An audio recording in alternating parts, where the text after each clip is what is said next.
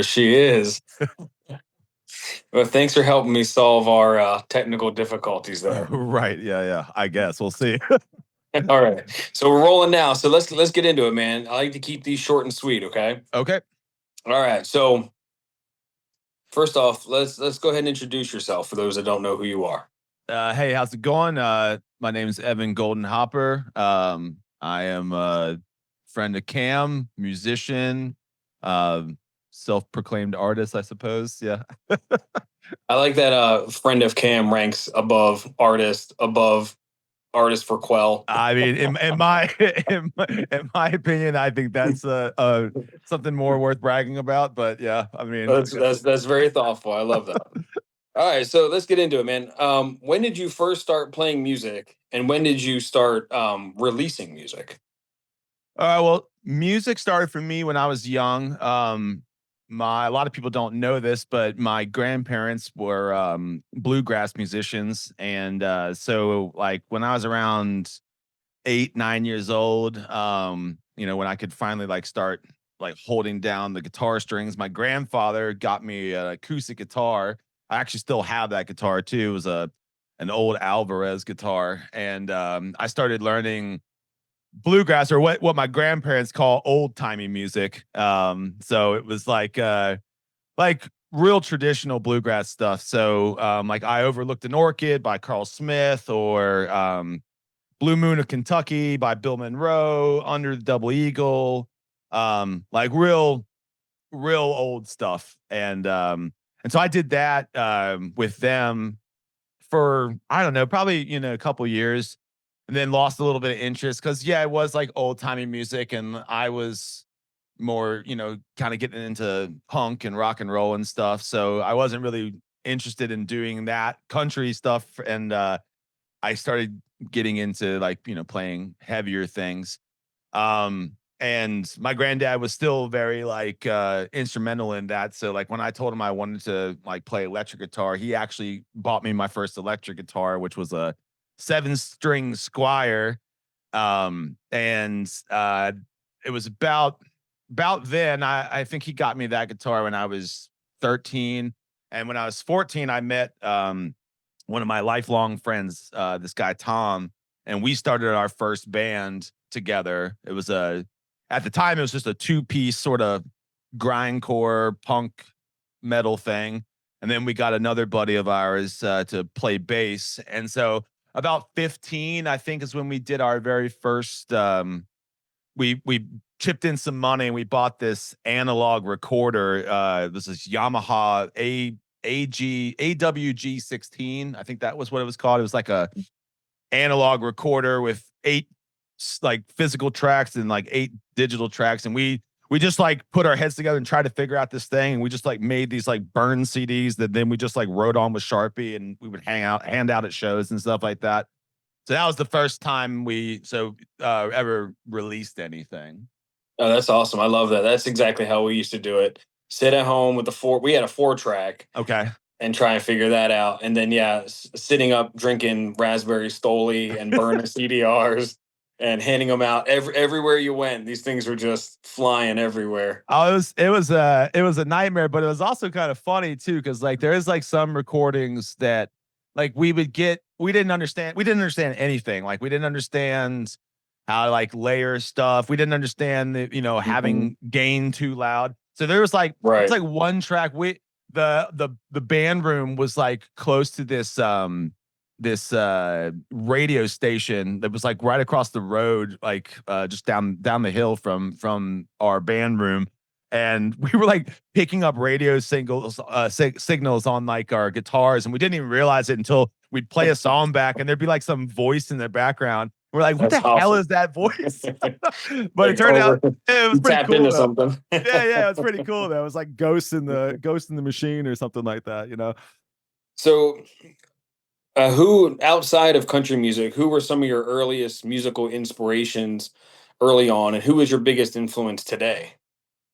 So early on, I mean, a lot of it was like like listening to stuff that my dad was listening to. So my dad was a big, kind of like 60s, 70s rock guy. So Jimi Hendrix was really big. Stevie Ray Vaughan. My dad loves Stevie Ray Vaughan a whole lot. And then my dad liked, more like the contemporary stuff of that time. So like Alice in Chains and Soundgarden. And the first cassette I ever bought with my own money was a Nirvana cassette tape. Mhm. And so I was really into like I'm a child of the 90s. So Yeah. so like grunge music was really, really big. And then some of like the more accessible punk rock stuff. Like my dad was a big Dead Kennedys fan. So I listened to like Fresh Fruit for Rotten Vegetables and stuff like that back in the day. Mhm. Mhm. So those are like my earlier influences that kind of really like set me on the path of like wanting to be a quote unquote rock star. And then like as I got older, I eventually got into like the Norwegian black metal scene. And so bands like Burzum and Immortal and Dark Throne became like more of my influences. And it's it's kind of hard to pinpoint an exact influence, but anything that's sort of in that vein is like what I would say still influences me today. A band. There was an artist, Swedish guy. His name's Anders Nystrom. He goes by the moniker Blackheim. He's famous for being in the band Catatonia, but he has a solo project that he did called Diabolical Masquerade. And that was the first time I'd ever heard a band that was just like one guy doing like all the stuff. And Yeah. so that was kind of I didn't realize it was going to be such an influence, but like when I started doing the Quell stuff and being like the main guy behind all the writing, became a real big inspiration to me because I saw that he was able to do it, and I've always been a fan of his music as a result of that. Nice. That's really cool, man. So, all right. So, who are your favorite early Western folk bluegrass artists, and who are some of your favorite modern folk and bluegrass and Western artists? Hmm. Well, I really modern nowadays, like I'm really into I love Sierra Farrell. Mhm. I love Benjamin Todd and the Lost Dog Street Band. Mhm. Um and there was a guy for a while. He's since passed away, but a guy named Malcolm Holcomb. He was like kind of a busker homeless dude. Like he didn't really even get real popular until like towards the end of his life. But I stumbled across his music early on, and I got the chance to meet him once when I was in California, and really good stuff there too. As far as the old stuff, I'm a real big like Hank Williams Sr. Fan. Doc Watson. I love Doc Watson. John Anderson. I love a lot of John Anderson stuff. And then I don't know necessarily considers like it's not really considered bluegrass per se, but Townes Van Zandt. I'm a huge Townes Van Zandt fan. Mhm. Um, yeah, I think that all makes sense. And knowing you, that that all tracks.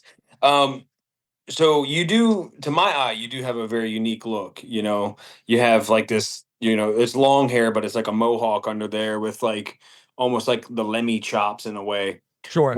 Where do you draw influence for your look and your style? I think I really like that old like 1970s look, like Hmm. those guys like, like Three Dog Night or like the James Gang and like, just even like Tom Petty and the Heartbreakers or like Mudcrutch, like the way Hmm. those guys look, minus the bell bottoms, like I just kind of Yeah. like that easy rider kind of like style that like, existed during that time, like sort of like it's like the rebel yell kind of look, Uh-huh.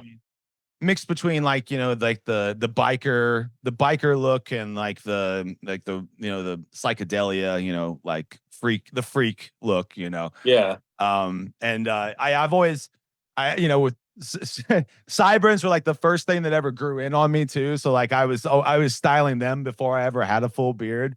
And then the mohawk thing, I mean, I've always kind of rocked the mohawk, through the years of playing around with like, I used to dye my hair all kinds of crazy colors and shave my head, and I've fucked around with pretty much any kind of sort of punk look that you could imagine, like when I was growing up. Just you get bored and have fun, and then I Mhm. guess over time I just started letting the mohawk grow, and then it just turned into long hair. And long hair was something that I actually never had growing up because I'd always get really impatient and then I'd cut it off or like so I made kind of like a deal with myself that I was just gonna like let the hair grow and it just kept growing and I just never cut it and I like having the reason I like having the mohawk or at least the undercut is because I have really thick hair. So if I was to have like all of my hair, I would look like Robert Plant. Like I would have like the hair that's like long but sits like up to your shoulders and stuff.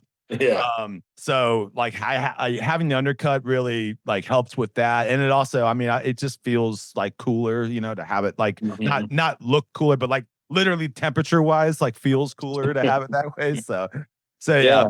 but Yeah. I've always been a big fan of the night like the early 70s look of like those that easy rider biker kind of look, the Peter Fonda, like that whole era of time. I think that whole era of time just had some really cool style. Yeah, yeah. Looking at you now, like from front on since I saw you this afternoon, you almost have like a bit of like a Allman Brothers look to you. Yeah, yeah, dude, right. And like, Yeah. I mean, the Allman Brothers are like hard as nails, dude. Like, Uh-huh. people don't realize that, but like, I mean, Greg Allman had like, knuckle tats like back in the 70s, dude. Like, no Yep. one had knuckle tats back then, dude. Like, like the Allmans, yeah, and they were all swordsmen too, like those guys were just wild, you know, booze drinking, motorcycle riding, gun shooting, like, like true outlaw men, like Yep. something that like nowadays you don't see too much of, which I mean it's kind of par for the course with like the times that we live in too, but I just love that era, like it's really, I kind of romanticize that era of time. How would you say your influences with like Townes Van Zandt and even like Stevie Ray Vaughan? How would you say those guys have impacted your music that you make today? I think just like it keeps me honest, like there's no dishonesty with like people like Townes Van Zandt or Stevie Ray Vaughan, like those guys when they show up, like they're there to play and they're pouring their heart out when they play, and you can really feel that. And so like whenever I'm writing music, before it ever even gets to like the recording part, like I always sort of just, I don't know that I do it like I do it, like consciously, but like subconsciously, like I'm always like trying to capture whatever riff it is that I feel represents the mood that I'm trying to portray the best, and just Hmm. kind of try to stay honest in that regard. And then yeah, I just think yeah, keeping me honest and not selling myself short or selling out by any means. Like I mean, if you listen to Townes Van Zandt, I mean he's an acquired taste for some, like others of us understand like like that he's a poetic genius and stuff, but I could show it to some people and they don't quite get it, but I think that never mattered to him, like he was just writing what came to him, like what felt right to for him to put out there, and he never compromised. I mean, the guy's obviously capable of, he could have just done like the top of the chart song if he wanted to. But that wasn't who he was, and you could see that even in his interviews and stuff like that too. Like he was unabashedly like himself, like joking around about, you know, doing illicit substances on airplanes and like, and just and writing about failed relationships and like, and just being very humble and honest with himself. And I think that's important, for all musicians and artists, but like for myself included. Yeah, I agree with that, and I think that's a very good way of looking at it. So, with all that being said, man, that brings us to the end of the line. Do you have anything you want to plug or shout out? You have an album or shows coming up? No shows, but I am in the final stages of completing the new Quell EP, and I am excited to say that there is a single that is ready to go that I will be releasing around Thanksgiving time. So anybody that wants to check that out, they'll be able to find that at quell.bandcamp.com or any of the streaming services that people use, Spotify, Apple Music, what have you.